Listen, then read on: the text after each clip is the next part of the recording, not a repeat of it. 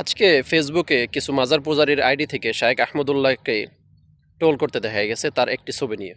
তো ছবিটি হলো শায়েখ আহমদুল্লাহ, তিনি গেঞ্জি পরা অবস্থায় এবং পায়জামা পরা অবস্থায় ছিলেন এবং তিনি তার সাথীদের সাথে হয়তো ক্রিকেট খেলতেছিলেন। এখন মাজার পূজারীদের যুক্তি হলো তিনি কেন গেঞ্জি পরছেন বা পায়জামা পরছেন। তাদের যুক্তি হলো তিনি ক্রিকেট খেলতেছেন, তো সেখানে তিনি আপনার জুব্বা, পায়জামা, পাগড়ি এগুলো কেন পরেন নাই। এই হচ্ছে তাদের অবস্থা। তাদের এলমের যোগ্যতা এতটাই সংকীর্ণ যে তাদেরকে যদি 2 লাইন আরবি তুলে দেন তারা সেটাই তর্জমা করতে পারবে না, পড়তেও পারবে না। এই হলো তাদের অবস্থা। তারা যদি একটু পড়ালেখা করতো তাহলে জানতো আরবিতে একটা অধ্যায় রয়েছে মুক্তাজয় হাল, বা বাংলায় বলা হয় স্থানকাল পাত্রভেদ।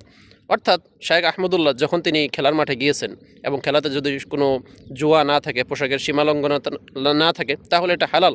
এবং এই অবস্থায় সে কী পরে খেলবেন? এই অবস্থায় কি তিনি জুব্বা পরে খেলবেন, মাথায় পাগড়ি লাগিয়ে খেলবেন? না। খেলার মাঠের যে পোশাকটা হয়ে থাকে এবং সেটা যদি হালাল পর্যায়ে হয়ে থাকে বা হালাল পদ্ধতিতে হয়ে থাকে, তাহলে তিনি সেটাই পরবেন। এটাই বাস্তবসম্মত, বা সেই স্থান এটাই চায়, বা স্থানকাল পাত্রভেদ এটাই বলে। কিন্তু মাজার পূজারীরা এটা নিয়ে তাকে ট্রোল করতেছে।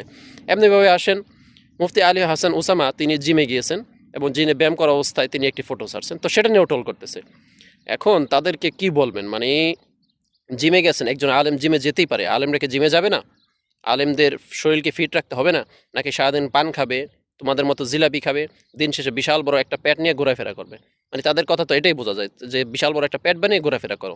আমি মনে করি মুফতি আলী হাসান সাহেবের আরও উচিত বেশি বেশি করে পোস্ট দেওয়া, যাতে অন্যান্য যারা ইয়াং জেনারেশন আলেম আছে তারা জানি এই লজ্জাবোধ থেকে বের হতে পারে। মানুষের মধ্যে যে ছোটো মন মানসিকতা এখন আছে আমাদের বাংলাদেশে, যে আলেমরা এটা করতে পারবে না, আলেমরা ওটা করতে পারবে না। আরে ভাই, হালাল তোমার জন্য যেটা হালাল আলেমদের জন্য সেটা হালাল। আলেমরা তাও অনেকটা সেভ হয়ে চলে।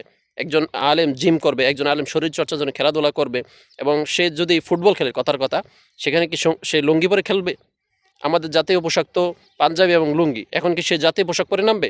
নাকি না, খেলার মাঠে যেটা বৈধ ইসলাম অনুযায়ী সেটা পরবে যথাসম্ভব, যেটা স্থানকাল পাত্রভেদের চাহিদা সেটাই তো নাকি পড়বে, নাকি নাকি সে খেলার মাঠে, আপনার ফুটবল খেলার মাঠে লুঙ্গি পরে নেমে যাবে?